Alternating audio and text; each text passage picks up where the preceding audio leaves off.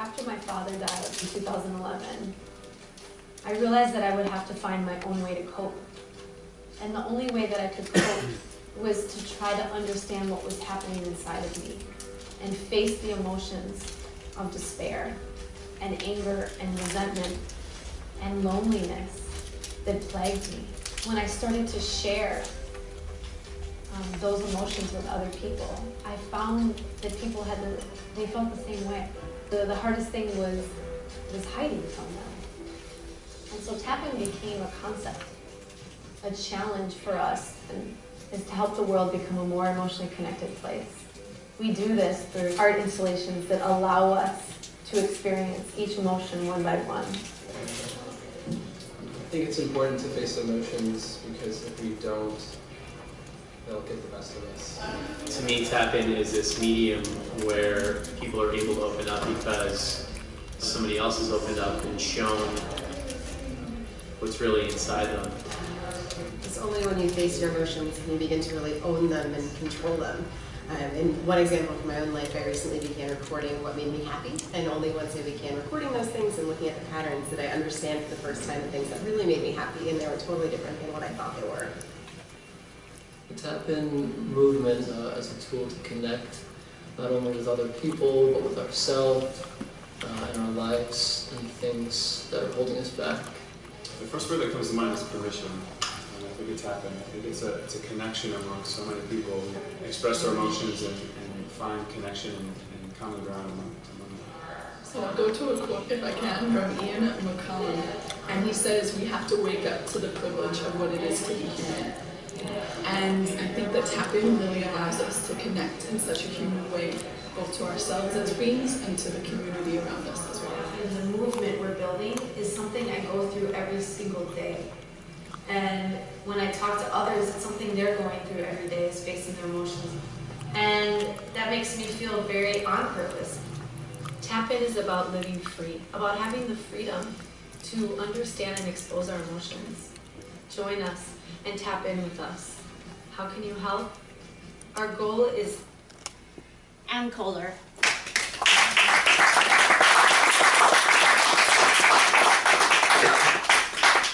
Hi everyone, I'm Coller. To get me started, I need your help, so take out your phones and go to Google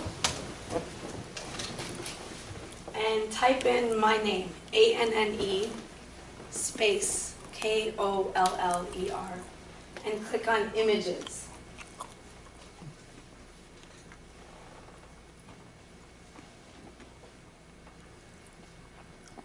Go to maybe the third image, open it, and just turn your phone towards me once you have it up. How do you spell the last name again? Maybe it's the second one. K-O-L-L-E-R.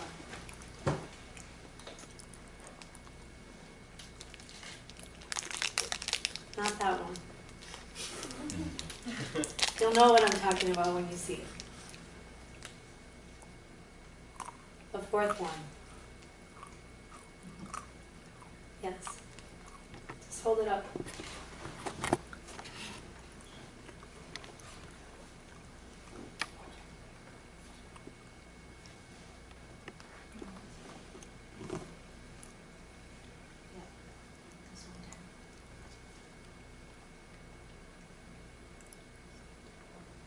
Turn your phone to the back so other people can see it.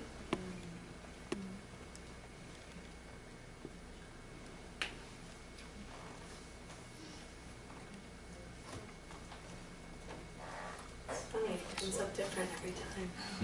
It was the third one last night. Thank you, you can put your phones down. I did that to show you that TAPIN came from a place of healing, and I never thought that when you would search my name on Google that something like that would come up. And after my father died, I had so many emotions come at me, and I thought I was going crazy. You know, I thought that I was going to feel shitty and full of despair and anger and resentment forever. And I realized that I would have to find my own way of healing. And for me, I'm a very kinesthetic learner. So actually, these kind of things, listening to speakers is very difficult for me. I need to be working, I need to be holding on to something, and I need to be creating in order to understand what's happening and in order to learn. And so I started to think, how can I understand grief in an important way and still connect with self? And I started to work with a photographer who would capture my deep internal emotions of grief on camera. And what came from it was 4 main emotions that I struggled with most: despair and emptiness, loneliness and anger. And what happened was a unfolding of my ability to take toll and understanding of the signals that were inside of me. And I believe that we all have that tool, which are our emotions. And I didn't know what would happen with these photos, and you can look at them online when you have a moment. It's called the Ashes Project. I didn't intend on sharing them. They were meant for my own healing, so that when I would experience loss of job or health or relationship, I could always go back and say, you know what, this is despair for me. I've gone through it before. I can understand it. This is what I can learn from it and how I can move forward. And I started to share it bit by bit with people, and then ultimately I put it online, which took a lot of courage for myself to do. It's a very vulnerable place to have those pictures so readily available. And what happened from it was the comments that came back were so similar. It was like everyone had spoke to each other. And the comments were, this is very brave, you know, this is very vulnerable, I can't believe you did this. But the main one was, I felt like I shouldn't be looking at this picture. And I don't know if you felt that way when you pulled it up, but I wanted to know why. You know, why do we live in a world where past taboo subjects like AIDS or gay marriage or erectile dysfunction, you know, that we can talk about over dinner, and we can't talk about the one thing that we all have in common, which is our emotional journey, our experience with pain, and our experience with loss and death and things that shed away from us. And so that's really where TAPIN was born. I was just so, you know, so charged up about sharing how I felt and understanding it and allowing people to feel the same way, that I called a group of people together, about 15 people, and it was our first TAPIN meeting, and my goal was to create the Sleep No More for the human experience. How could I create an experience where, has anyone been to Sleep No More? Anyone? Yeah, several times. So I went and I did not like it.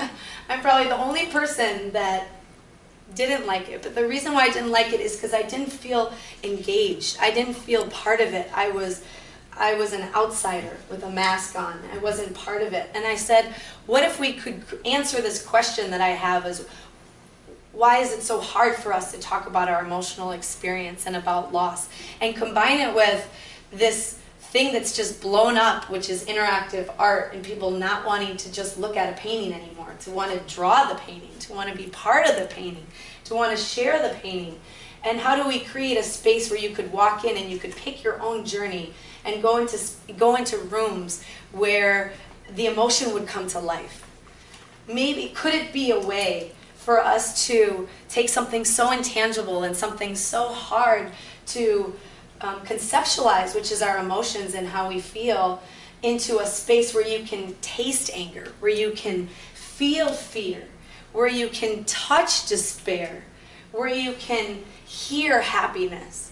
What would that look like? And so we gathered together and we started to break out the emotions and just play and just have fun with what it would look like. And the surprising thing that came out of it is that we realize that we are the installation, that within our own journey, we have the ability to create, and emotions are the sparks to that, and how we can turn in and face them. And after that, it was, all right, cool, well, let's make the Sleep No More for the Human experience. And it was like, that's going to take a few years and a few $100,000. So how can we test this concept now? And so we started to do small explorations where we would do deep dives with movement, yoga, meditation, art, ideation around a specific emotion. And then we would create a large-scale public installation that would allow other people to join in and create with us. We started with fear, so the campaign was Out Your Fear as the first step. How do you just expose the biggest fear that keeps you back from living your life? And we do it through multimedia, through video, through writing, through many different avenues. And then we turned to happiness, and we did that, and we did anger. And last Thursday, which Jenny had a chance to be a part of right across the street, we made our original dream come true, and we brought to life 8 emotions in a large space right across the street. And the goal was to crack your emotion code. If we all have this code, like, how do we hack it? How do we understand what we're feeling at every moment and use anger to our advantage? And use it for something that is creative and inspiring and innovative for the world. And it was a dream come true to do that. And what we're looking at now is, how can we do that with businesses? How can we transform conference centers that, you know, you've been to a conference, and where's the place you meet people the most at a conference? In the dining bar afterwards. Yeah, right? In the bar afterwards, in the dining room where they have coffee or donuts, right? But it's a stale space. How could we create an interactive space where you're actually sharing, networking, and creating all in the same place, and solving an issue that is going on about health or environment? And we're asking people questions to share, and you naturally talk with each other. So we're looking at that and how to work with large organizations, too small, to community centers. I think that everyone should have access to this. So we are in the process of becoming a B Corp with the socially driven mission to create a more emotionally connected world. So have this accessible to schools and shelters and trauma centers, to create a place where it's not about therapy, it's about expression, and it's about art, and it's about just being your own inner detective, following the breadcrumbs of what is happening. If you're feeling frustrated, not to go for that drink, or have sex, or eat, or go for a run, to just sit there for a moment and figure out why you're frustrated. Are you confused? Are you angry? What's beneath the frustration? And trail it back to what I hope and what I think can be your biggest passion and your biggest purpose. Because I think that in order for us to do social impact, it has to be authentic. It can't be responsibility-driven projects. If it's not in line with your purpose and who you are, then you can't contribute in a larger way and a most impactful way. So that's TAPIN, and thank you so much for allowing me to share my labor of love, this baby I've birthed.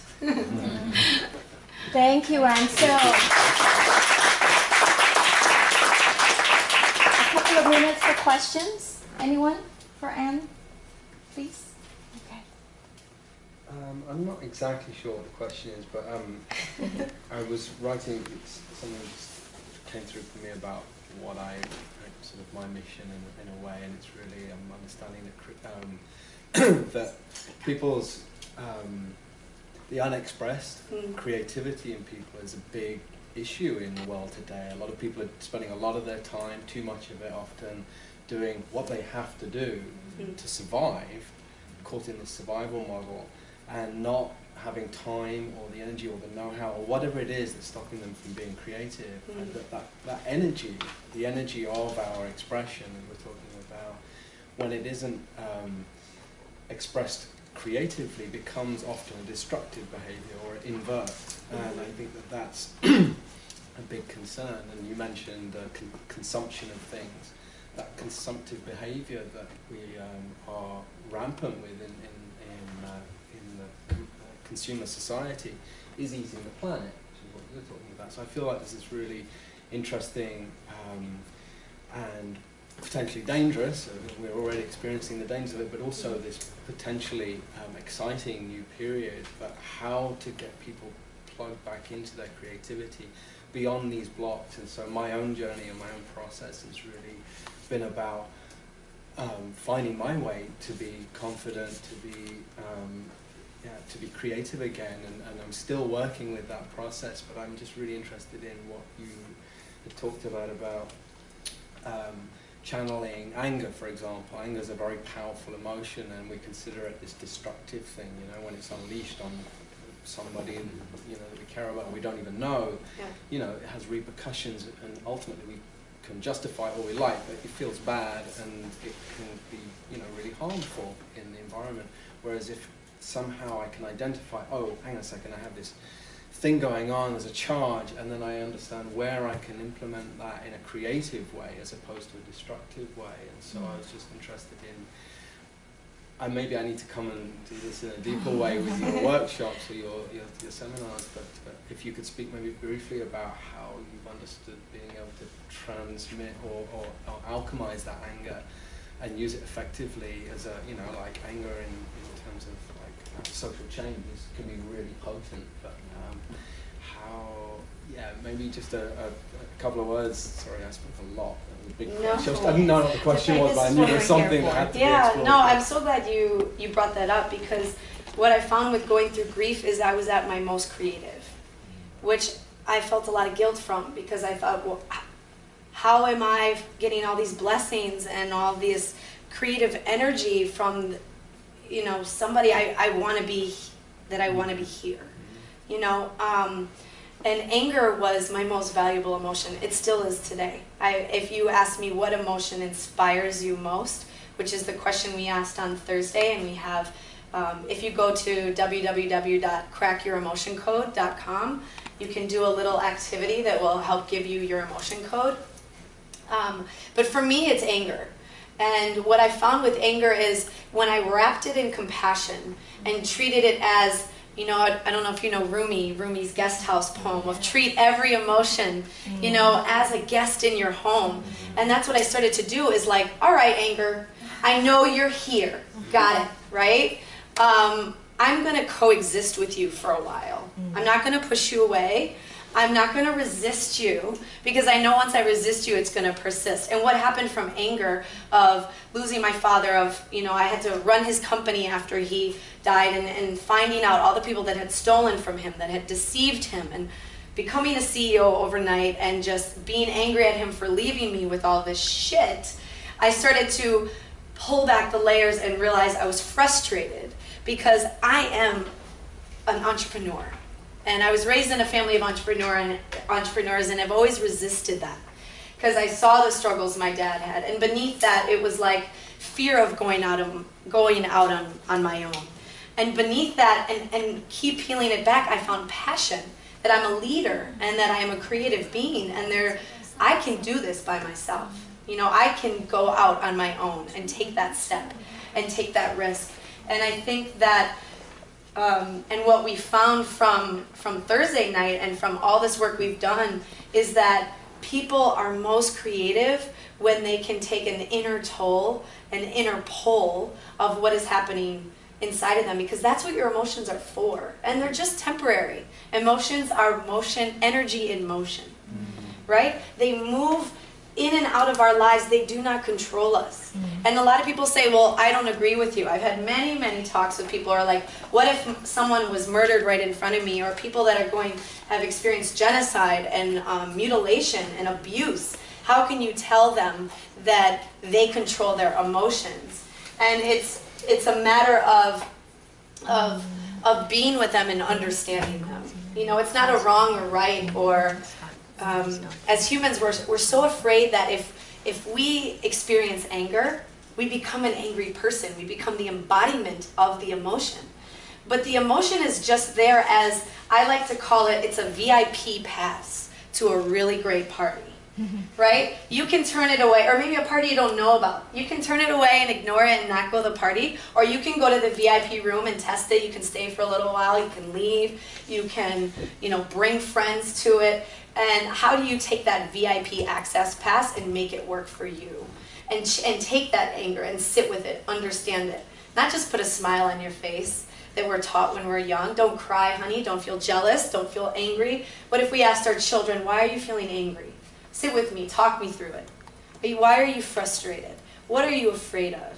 Just listening and understanding why these are bubbling up in us, and just kind of peeling back, constantly peeling back and using it to channel. And I mean, this project that I've done is because of my emotional experience, and I've never felt more creative in my life. And for the anger exploration, sorry if I'm going over a little bit. Go ahead. For the anger exploration, what we did was, has anyone heard of Kundalini yoga? Yeah, it's badass, right? It's bad freaking ass. It's changed my life.